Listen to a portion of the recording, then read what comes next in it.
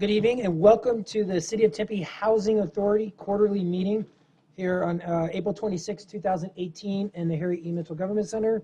The first item on our agenda is our call to the audience. Audience members have up to 3 minutes to address the City Council. If you would like to speak on any of the items listed on the Tempe Housing Authority meeting, could you please get my attention? You can fill out a speaker's card, which can be found in the back of the council chambers, and please hand it to our Assistant City Clerk, Dusty, and we'll make sure we'll call your name when it is your time. So I don't have any cards, but is there anyone in the audience wishing to address the council on the Housing Authority? Could you please get my attention?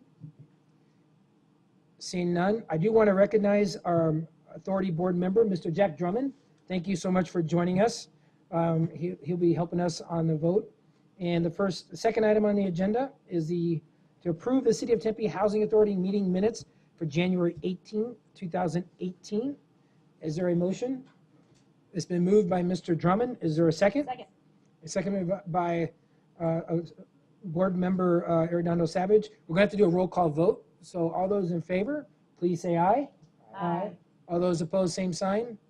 That motion does carry forward. Next item is item number 3, is to provide the Housing Authority Governing Board with an update on the first calendar quarter of 2018. At this time, I'd like to call upon Levon Lammy, if you can come forward, and Paul to give us an update. Thank you.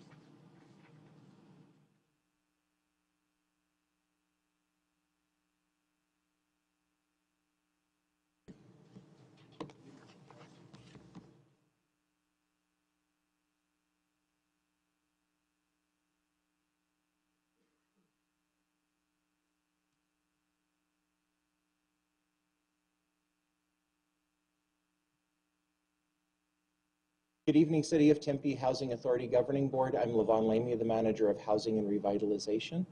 Tonight we're here to provide our quarterly update on the activities of the Housing Authority through the first quarter of calendar year 2018. We're also going to be seeking final approval of discretionary policy changes to the Tempe Housing Authority Administrative Plan. We've been presenting these discretionary changes over the last 3 board meetings. Tonight would be the final presentation and approval.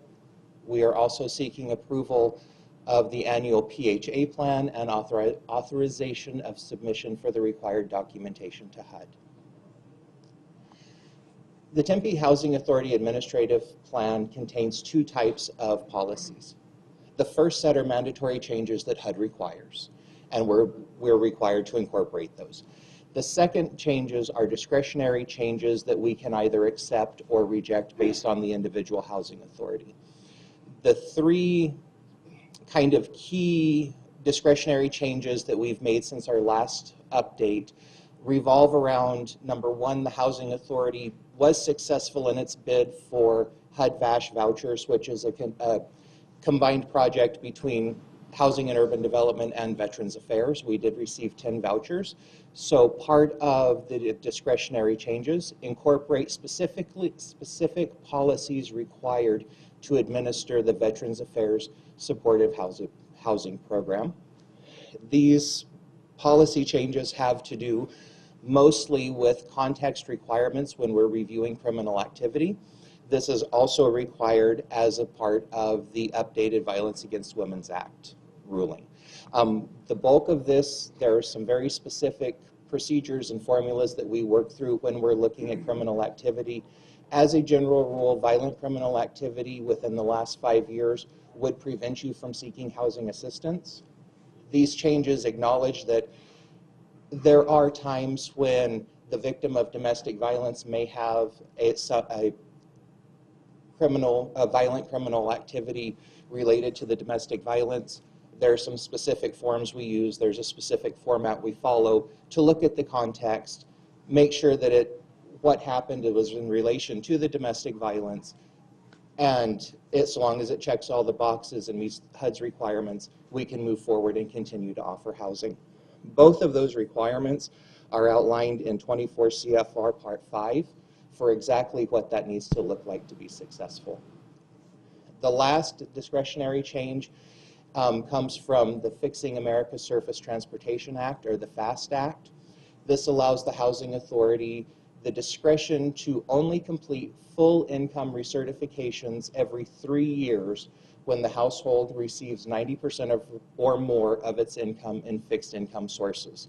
So that would be Social Security, SSI, pension, or any other type of fixed cost of living adjustment income.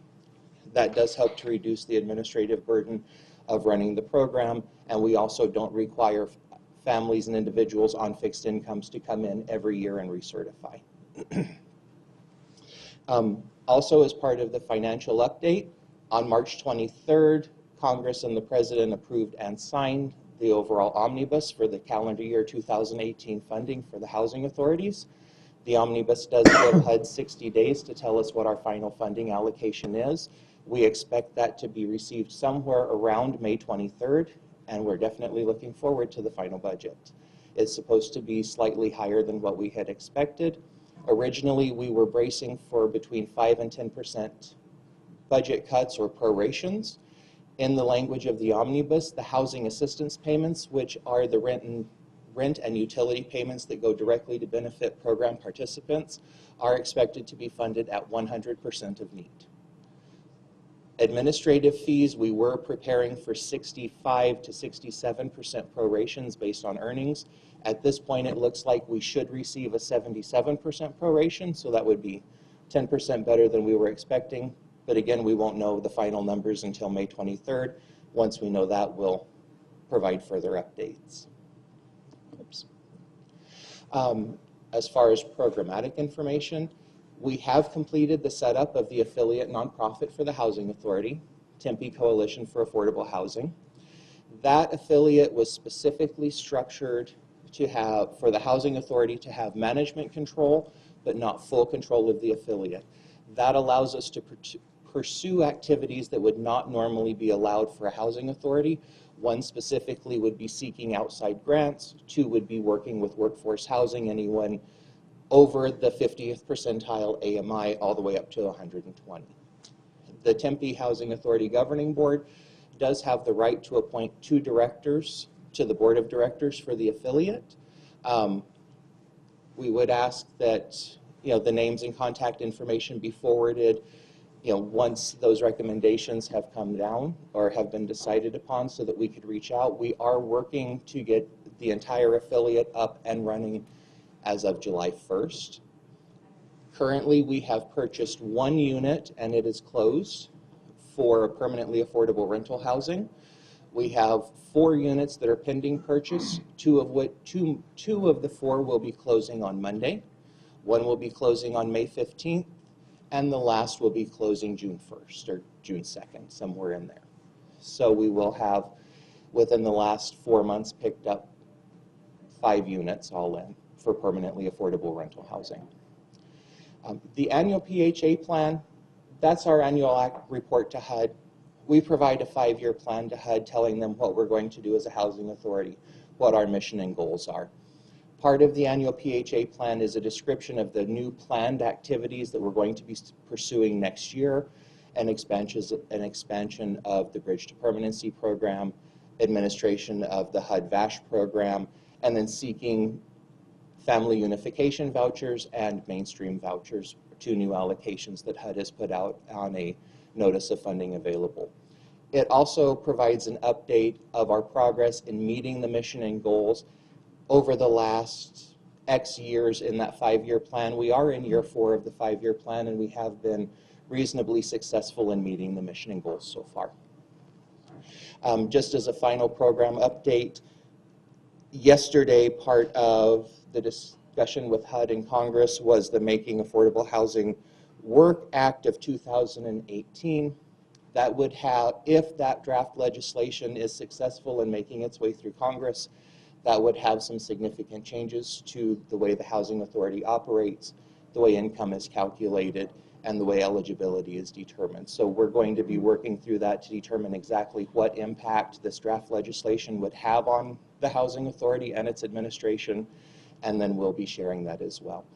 So did anybody have any questions? Or? Yes, Councilmember Cubie, then Vice Mayor O'Donnell Savage.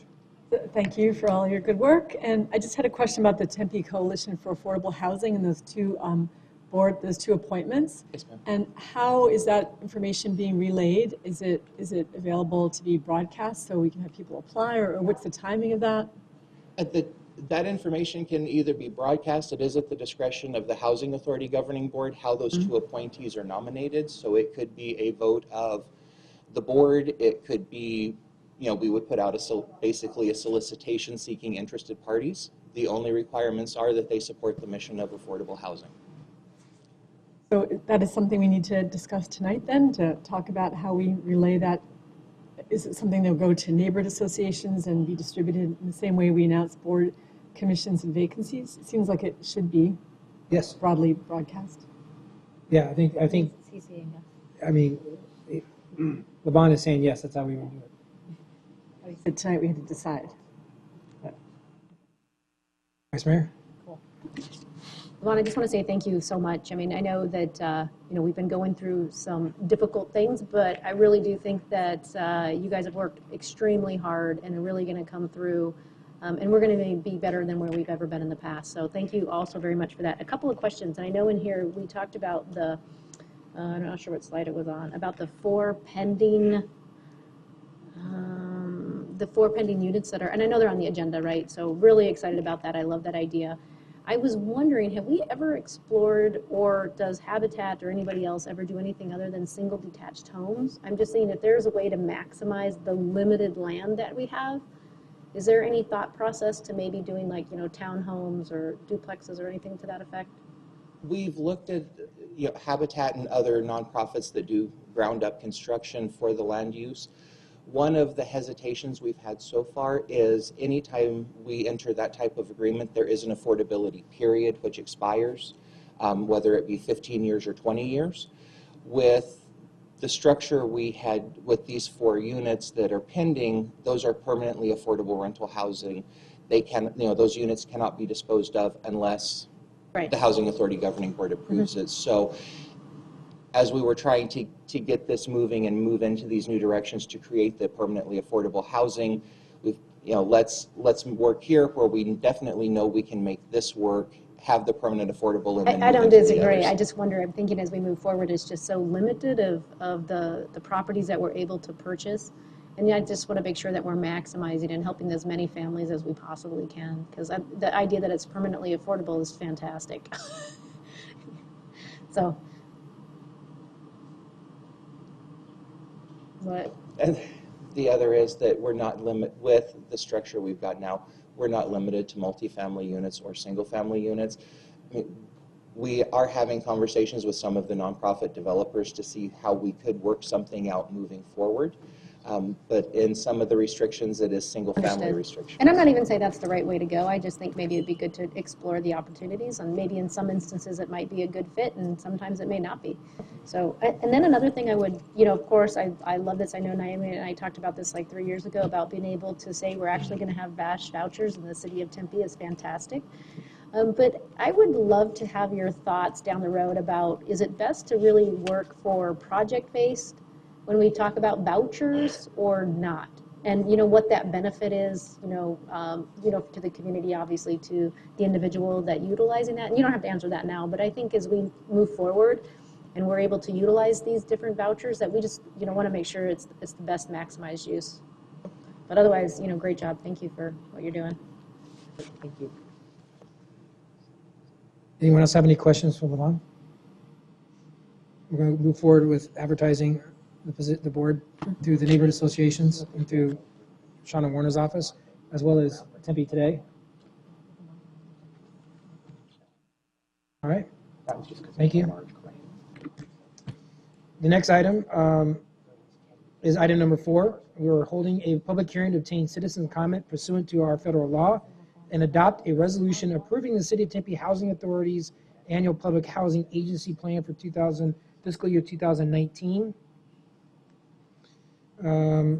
Approving the annual update of the City of Tempe Housing Authority Administrative Plan, and authorizing the manager to submit them to the U.S. Department of Housing and Urban Development. Is there anyone in the audience wishing to address this item? Could you please get my attention? This is a public hearing item. Is there any Housing Authority members that would like to make a comment or discussion on the resolution? If not, I look for a motion to adopt the resolution. Mr. Drummond said. I'm looking for a motion to adopt resolution number THAR 218.01. It's been moved by Authority Board member Mr. Drummond and seconded by Councilmember Keating. All those in favor, please say aye. Aye. All those opposed? That motion does carry forward. With that, I want to thank Mr. Drummond for coming down and helping us. We adjourn the Housing Authority.